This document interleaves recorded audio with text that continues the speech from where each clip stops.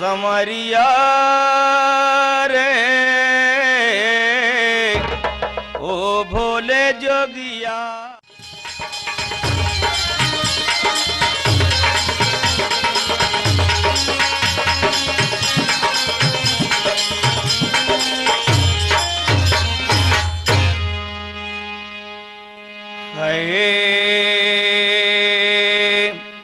मोरे राम समरिया रे ओ भोले जोगिया हो राम।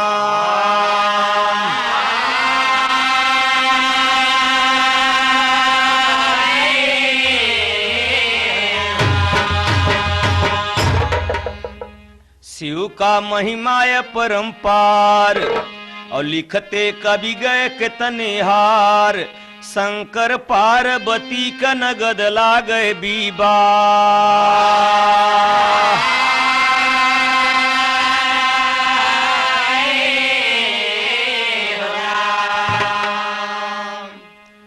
भोले बाबा के रंग निराला ऋषि नारद जी जोग सधाए।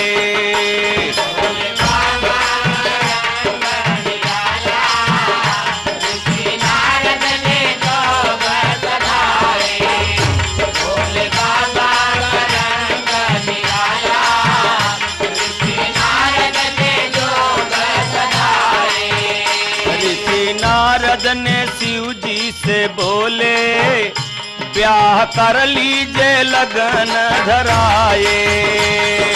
नारद ने शिव जी से बोले ब्याह कर लीजे लगन धराए।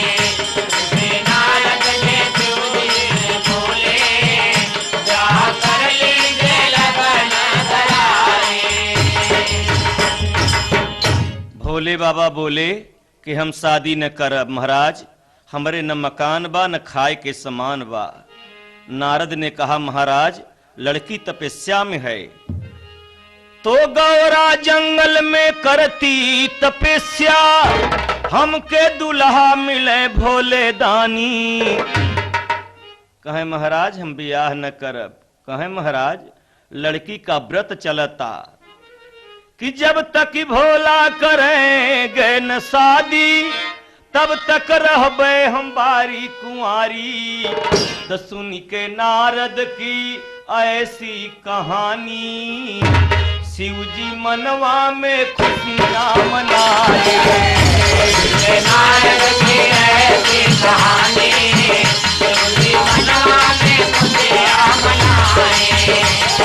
नारद की ऐसी कहानी शिव जी मनवा में खुशियां मनाए।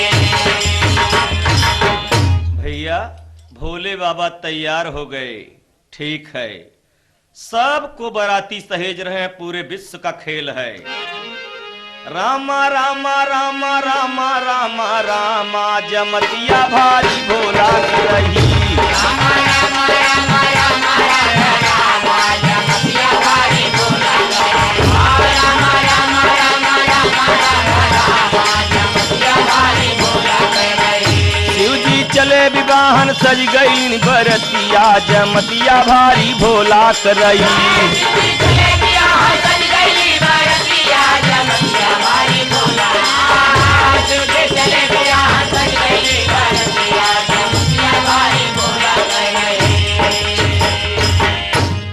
ऋषि मुनि देवता सब आए करने लगे तैयारी जी। ब्रह्मा विष्णु आदि सब आए कई के गरुली सवारी जी।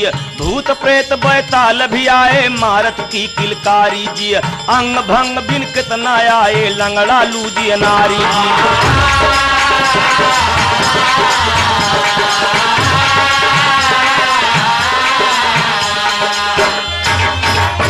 हजार हजार लाख लाख बिना गोड़े क बिना आँखी क बिना निकुरा क बिना पाँव क बिना पाँव वाले कहते हैं भोले बाबा हम पचे बराते कौने सवारी से चली। भोले बाबा कहे जेकर हाथ पांव ठीक वो कंधा पर बैठा के चले। तो मुख बिनहीन नयन बिन अंधा, कोढ़ी चले बैठ के कंधा, जय जयकार मनावे शिव कलख सुरतिया, जमतिया भारी भोला करैया।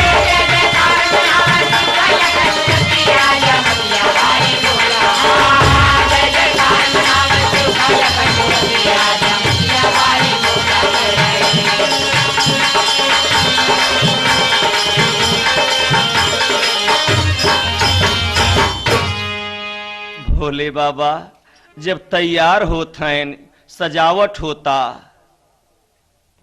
तो करत का है, दूल्हा सजन लागे, लोग सब देखन लागे। कभी भी लिखन लागे शिव जी के अंग का, तन सोहे मृग छाल, गले बीच मुंड माल। बिच्छू गोजर बाल बाल फड़कता भुजंग का, हाथे तीर सूल लिए डमरू डिमक रहे। माथे सोहे चंद्रमा, जटा में बहे गंग का। अरे नशा भरपूर करे, गाजा धतूर पिए, रातों दीना छाना करे, गोला बड़ा भंगा।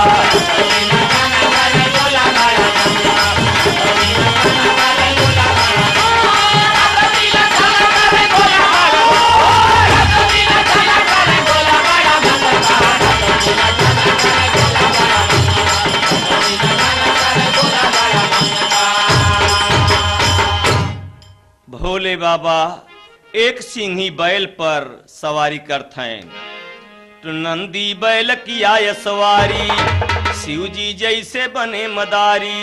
अरे देवता रूप निहारे, शिव का गाँव गतिया, जमतिया भारी भोला करैया।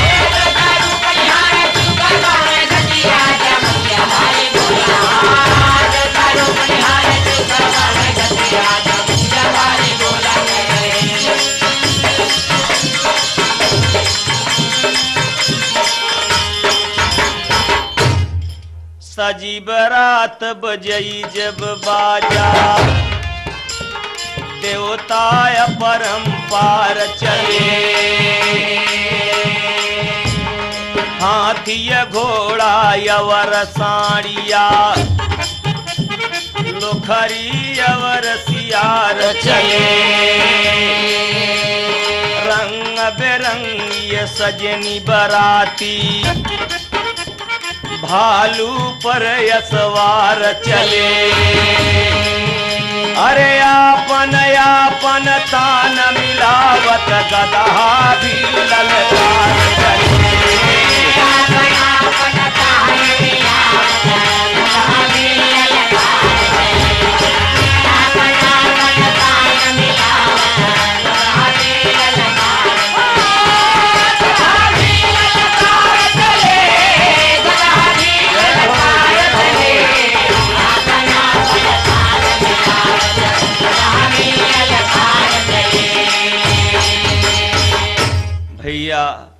बारात हिम गिर जब नियरानी, और घराती करन चले यगवानी। अरे लड़का देखी के रोवे भागई, अवरतिया जमतिया भारी भोला करैया।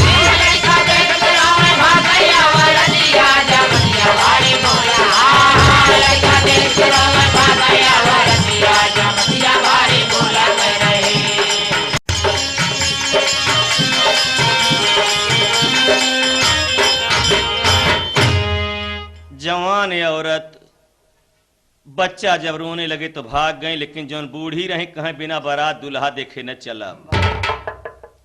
दुआर पूजा पर गौनई गीत होता, लोक गीत का होता कि काहो चढ़े भोले बाबा जी आएनी, काहो चढ़े भगवान हो।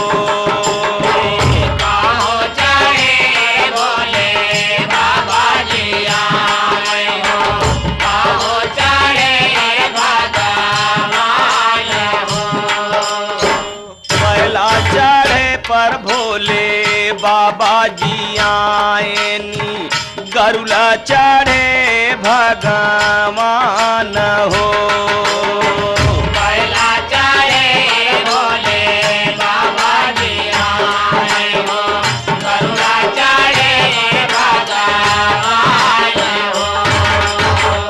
रौरे के छते से मारई गुजरिया फूलन का करई बावा छार हो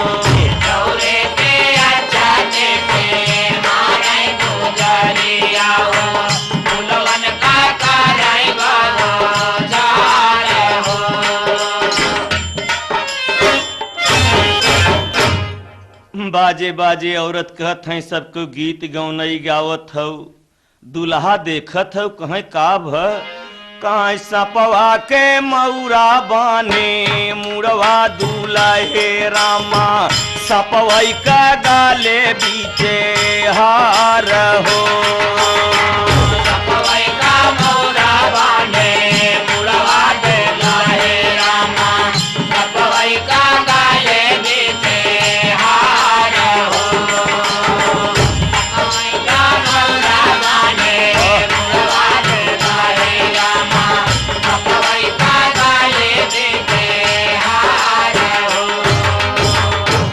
बाजे बाजे औरत कहत हैं फूल ऐसन बिटिया राजा हिमांचल का एकदम बेकार दुल्हा मिलावा कहे भका कहे दुल्हन के लायक नहीं मिलल दुल्हवा बहिना कोई गाई जोड़िया बेकार हो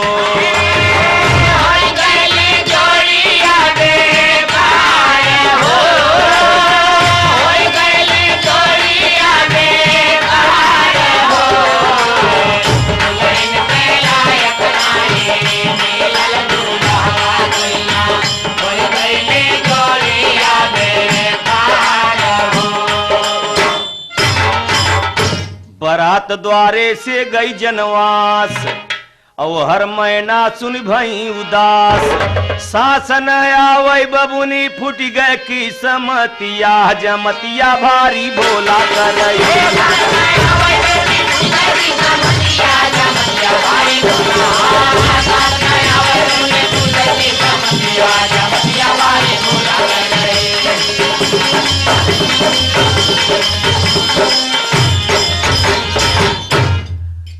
अब मारो वथैन मैं ना रोई रोई करली रुदनवा नयनवा से आंसू दूरे मैं ना रोई रोई करली रुदनवा नयनवा से आंसू मैं ना रोई रोई करली रुदनवा नयनवा से आंसू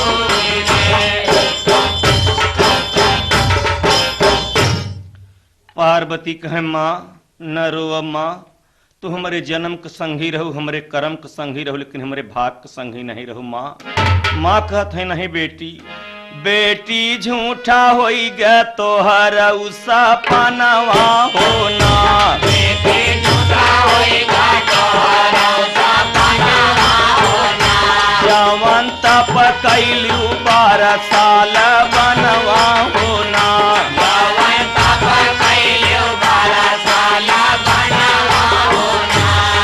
के मिली गईले पगला सजनवा होना मिली गईले पगला सजनवा होना मिली गईले पगला सजनवा होना नारद काटी लिहलन बेटी गरदनवा नयनवा से आस नारद काटी लिहलन बेटी गरदनवा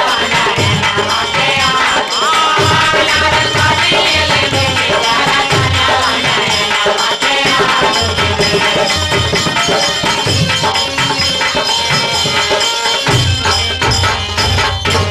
गौरा कहाँ सुन मोरी मैया पति कब जिन कर बुरैया अरे हमारे लिखा भागी बौरहवा का संगतिया जमतिया भारी भोला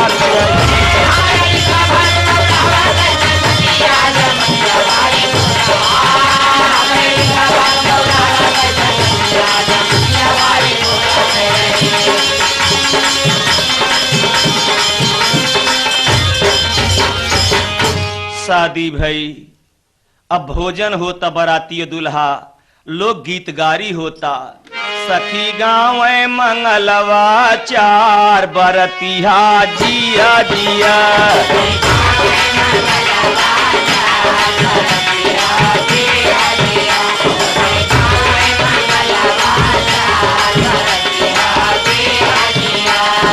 रिद्धि और सिद्धि सब भोजन बनावे, रिद्धि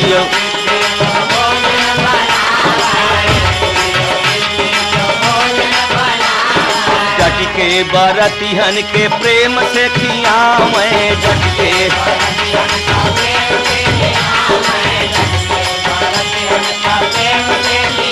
अरे ऊपर से चटनी अचार बरतिहा जिया जिया।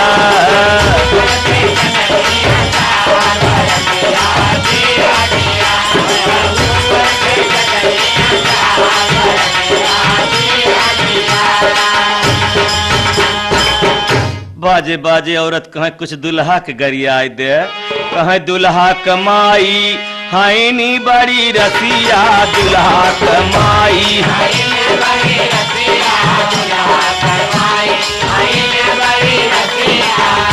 अरे लड़कन से करे खिलवाड़ बरतिहा जिया जिया।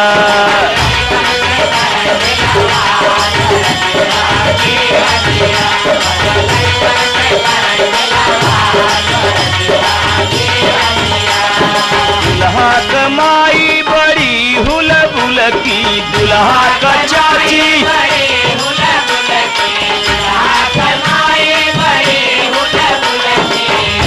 अरे रोज रोज घूमाई बाजार बरतिहा जिया जिया।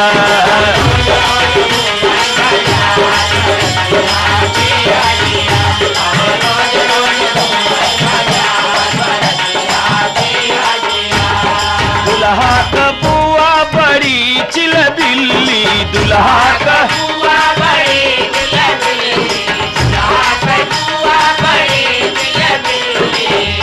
अरे हे रहती बड़का सियार बरतिहा जिया जिया।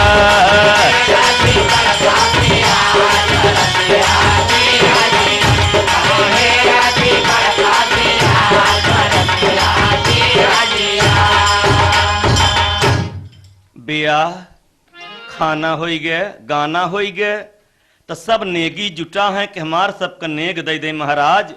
अरे मांगई लागे नेगी सब मंगनवा भोले बाबा हो, और खुशी कई के जाए अपने भवनवा भोले बाबा हो।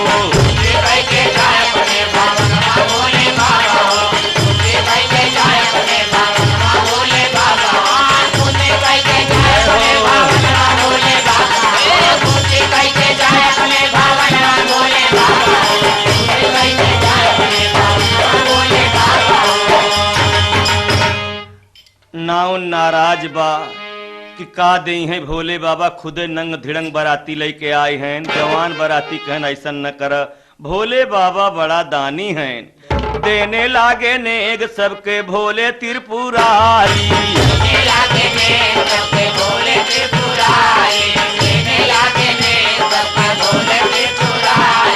खुशी भैलो हारिन जबकि पाई गईली सारी,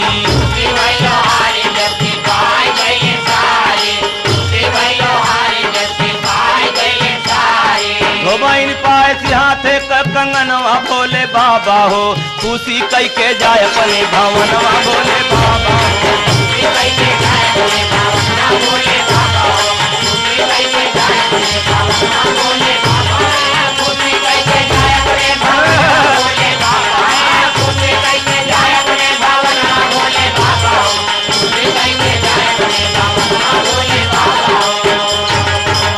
अरे मोह मांगा नेग पाए खुशी भाई चमाई,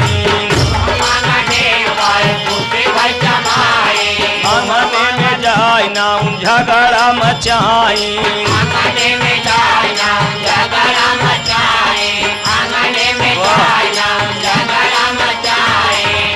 नौनिया बहुत नाराज बा, उनके देहा उनके देहा उनके देहा हमें कस नहीं देत है। भोले बाबा कहीं नाराज न हो तो के ज्यादा दे भिया आओ, नौनिया आए कहीं आचर उठाओ। नवनिया भोले बाबा कमोह देखत आंचर उठावता, वही आंचरे में सांप एक ठी दिहले गिराई।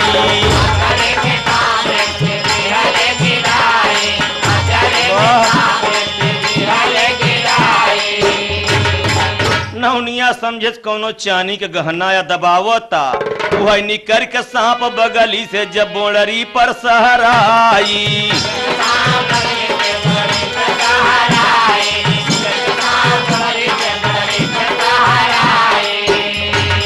अरे भगी नवनिया डर से कांपे तनवा भोले बाबा हो, और खुशी कई के जाए अपने भवनवा भोले बाबा हो।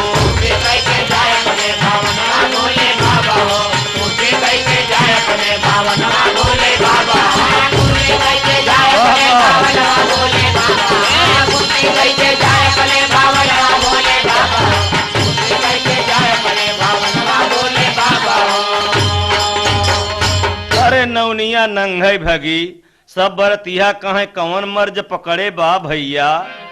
भोले बाबा बुलावत हम, नवनिया का पूरी मशीन हड़हड़ाए उठी। अब नहीं रहा इतबा भोले बाबा कहे आ कुछ अवल ले जत। नवनिया रोई कहत का बा, अरे अब न ले बैनेग, अब न ले बैनेग। नवनिया रोई कहता, ऐसन नेग हाय राम हम कबो नहीं पावा, और राजा महाराजा घरे शादी करवावा।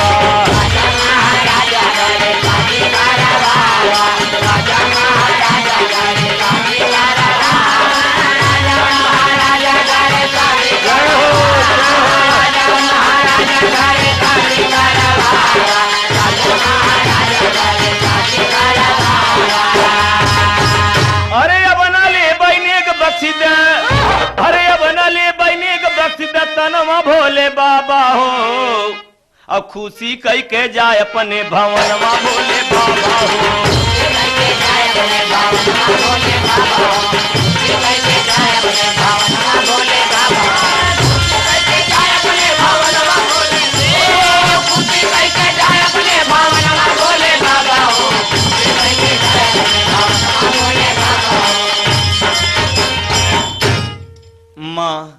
माँ चाहे अब कहो चाहे पहले कहो, हमेशा अपने लड़की की है बताओ थी कि बेटी ससुराल से बदनामी न हो चाहे। भोले बाबा बड़ा लेन देन में सबके बुलाए के दहेजा दहेज के झगड़ा नहीं, सबके खुशी किया। भोर में होने लगल विदाई, और माता बिटिया के समझाई, शिव का हुक्म बजाई। बबुनी दिन रतिया जमतिया भारी बोला करई।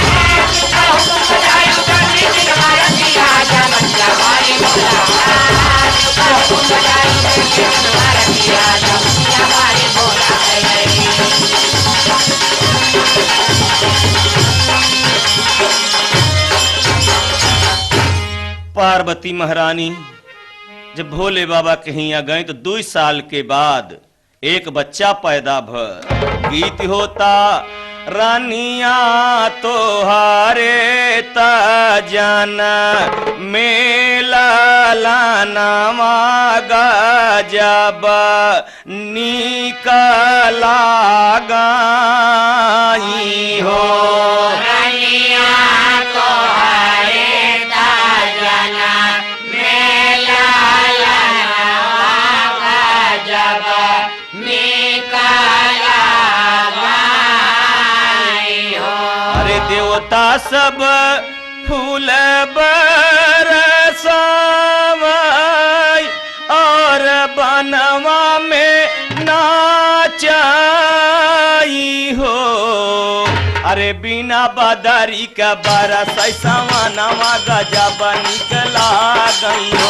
बिना बदरी का बरस सवनवा गजब निकला गई हो। बिना बदरी का बरस सवनवा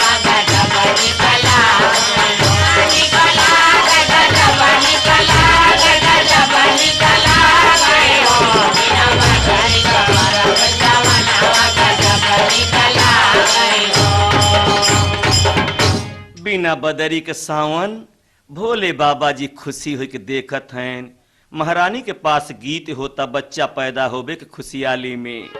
अरे बीना बदरी कबर सही समानवा हो भवनवा निकला गई हो भवनवा निकला गई हो ना जय हो जय हो जय हो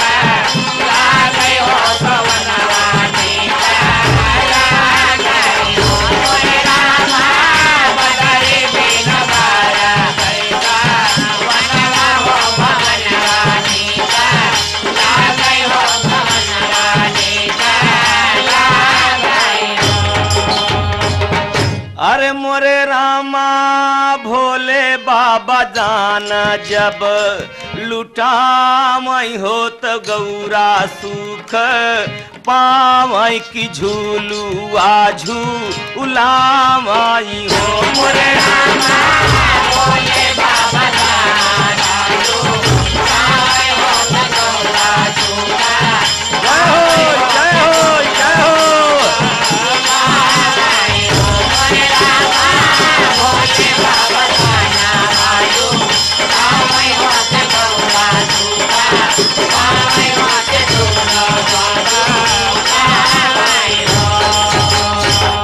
अरे मोरे रामा जय यस मंगल गाँव गाय कसू सुनाव सुनवैया सुख पामाई हो मोरे रामा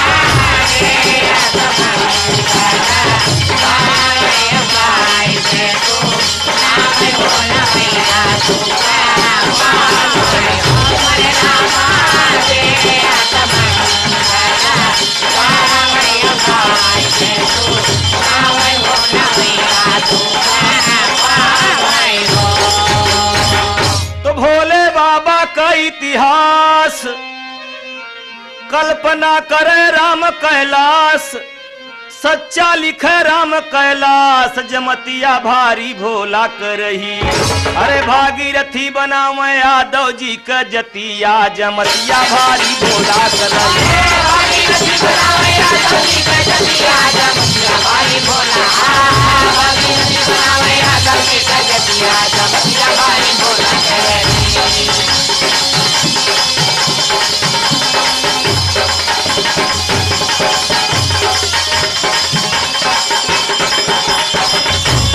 जय हो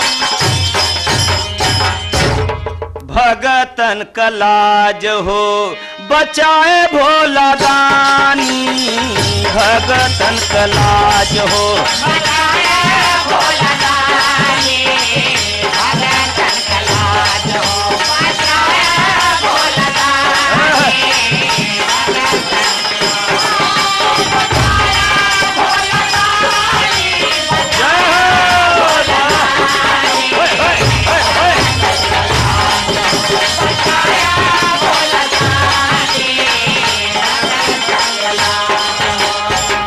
तोहरे सरानिया में आके जे पुकारे तोहरे सरानिया में आके जे पुकारे दुखिया गरीबन के हाथे से संवारे दुखिया गरीबन के हाथ से संवारे दुखिया गरीबन के हाथ से संवारे बैजू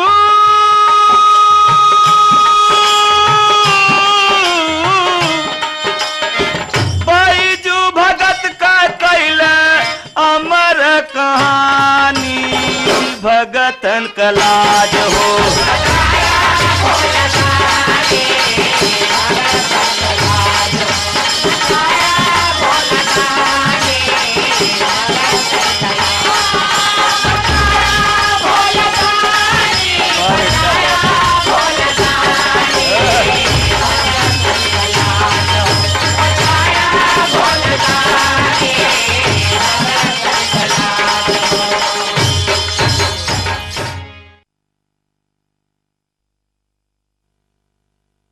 हाय श्री कृष्ण कर मित्र सुदामा मिलने के गए एक बार। घर का गरीब रहे सुदामा खाने के नहीं मिले यार। एक दिना नारी सियानी श्री कृष्ण जी मित्र तुहार। मिल जाई के मित्र से अपने भिक्षा मांग हाथ पसार। कहे सुदामा जाए द्वारिका कौन सहावे उनको भार। भीख मांग के भोजन करावई रहबई अपने कुटी मझार। कहा न माने नारी नगीना रोज रोज करती तकरार। हुई गला न सुदामा के मन भई द्वारिका के तैयार। खुशी भई औरत उनकर चाउर लाइन मुट्ठी लाइके चावर चले सुदामा पहुंच गए तर कृष्ण द्वार। पहरा पर तरा फाटक पर रोक दिया तो पहरेदार।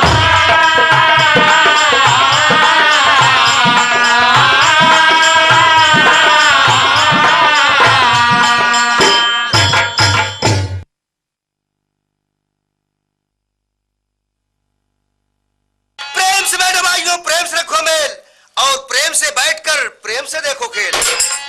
तमाशा देखने वालों, तमाशा बन न जाना और जाते जाते कहीं मेरा नाम ना भूल जाना। ओ माय गॉड, दरबारी का कोई बना नहीं। जब मैं रात दरबार में आता हूं तो ये साला गैर हाजिर रहता है। ठीक है, आने दो। आज मैं उसको ऐसा सबक दूंगा उसकी नानी तक याद आएगी।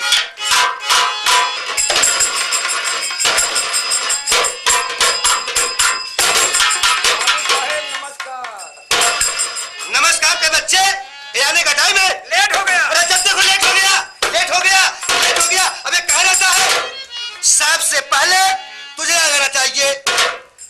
दरबार नहीं खाला जी का घर बना लिया है। तनख्वाह ठोकर दी जाती है क्या? फिर भी तुम मेरे नाम और काम से खूब अच्छी तरह से वाकिफ हो कि मैं किस तरह का इंसान हूं। अबे मैं किसी को माफ नहीं करता हूं। सारी दुनिया की अदालत तुझे माफ कर सकती है, लेकिन आज मैं तुझको माफ नहीं करूंगा।